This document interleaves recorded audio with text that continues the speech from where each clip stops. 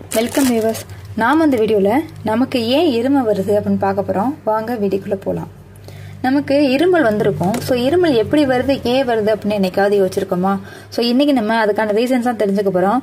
Y cough is coming when things such as mucus, germs or dust irritate your throat and airways, your body automatically responds by coughing.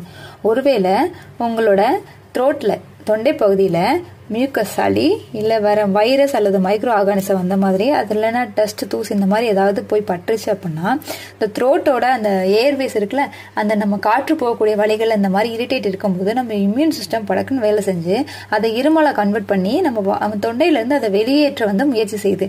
So அந்த immune alert சிஸ்டத்தை தான் நம்ம cough அப்படின்னு சொல்கிறோம். ஓகேவா? இப்போ புரிஞ்சிருச்சா ஏன் இருமல் வருதுன்னு? ரீசன்ஸ் ஃபார் காஃபிங், ஏன் நமக்கு இருமல் வருது? Viruses, respiratory tract infection, cold and flu. நம்ம வைரஸ் இன்ஃபெக்ஷன் இருக்கும்போது நம்மளோட தொண்டை பகுதியில் வந்து நிறைய வைரஸஸ் இன்ஃபெக்ஷன் இருக்கும். ஸோ ரெஸ்பிரேட்டரி ட்ராக்ட்ல நிறைய புண்ணு அந்த மாதிரி இருக்கும். அப்போ போதும் இன்ஃபெக்ஷன் ஆயிருக்கும் போதும் சளி பிடிச்சிருக்கும் போதும் வைரஸ் வரும்போது நமக்கு இருமல் வருது. Smoking gives chronic cough. And smoking பண்ணும்போது அதில் இருக்க நிக்கோடிங்கிற நச்சு பொருளும் நமக்கு வந்து இருமலை ஏற்படுத்தலாம். அண்ட் ஆஸ்துமானாலையும் and medication allergic some medicines எடுத்துக்கும் போது அது அலர்ஜியாக இருக்கும். ஸோ அப்போது நமக்கு இருமல் ஏற்படுது. இதெல்லாம் ரீசன்ஸ் ஃபார் காஃபிங். ஒய் இஸ் காஃபிங் அண்ட் எமர்ஜென்சி? எந்த மாதிரி சமயத்தில் நமக்கு இந்த இருமல் இருக்கிறது ரொம்ப எமர்ஜென்சியாக நம்ம கருதி நம்ம டாக்டர்கிட்ட போகணும் அப்படின்னு கேட்டிங்கன்னா, ஹை ஃபீவர் கண்டினியூஸாக வந்து நம்ம காஃப் இருக்கும்போது கண்டிப்பாக டாக்டர்கிட்ட போயிடணும். செஸ்ட் பெயின் அந்த மாதிரி இருமி நமக்கு செஸ்ட் பெயின் வந்துடும். அப்போ ரொம்ப நம்ம ரிலாக்ஸாக விட்டுறாமல் கண்டிப்பாக டாக்டர்கிட்ட போய் காமிக்கணும். ஹெட் ஏக் தலைவலி இருக்கும்போதும் இருமல் இருந்தாலும் டாக்டர்கிட்ட போய் காமிக்கணும்.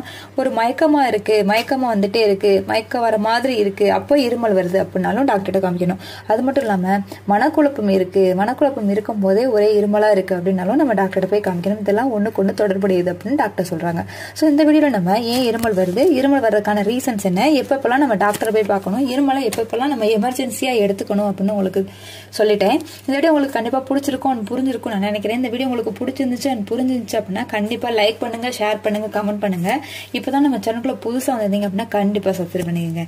மேலும் பயாலஜி சம்பந்தமான வீடியோஸ் நிறைய இருக்கு, காமன் டாபிக்ஸ், காம்படிட்டிவ் எக்ஸாம்ஸ் வீடியோஸும் நம்ம சேனல் நிறைய இருக்கு. ஸோ கீப் வாட்சிங் அஸ் அண்ட் தேங்க்ஸ் ஃபார் வாட்சிங் ஃப்ரெண்ட்ஸ்.